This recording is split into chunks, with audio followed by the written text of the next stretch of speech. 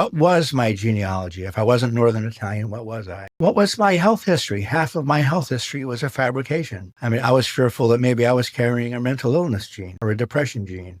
I wouldn't allow myself to ever feel bad, feel sad. That was denying that gene existed in my body. And well, I was raised as an only child. My question, did I have any siblings? Or how about, did I ever date a sibling? Or worse, I didn't know. So that just drove me crazy, the absence of that.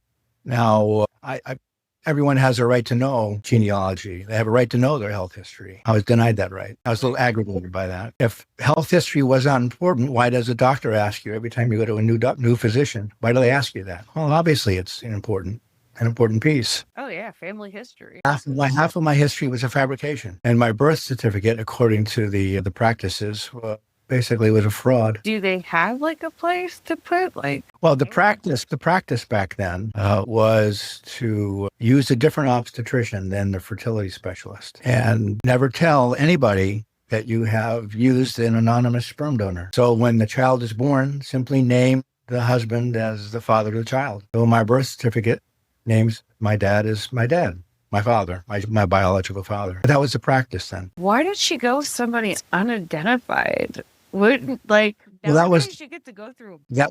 Well, back in 1945, when I was conceived, there was no book. There was no frozen sperm. Everything was a live fire exercise by a donor that was recruited by the doctor. There were no sperm banks at that time. So what she gave me as clues is she gave me the name of the doctor. She got that wrong. She gave me the address of the doctor. It was a right street address, but the wrong city. And I went on a hunt between the Harvard Medical School Library of History and Boston Public Library, and I couldn't find anything.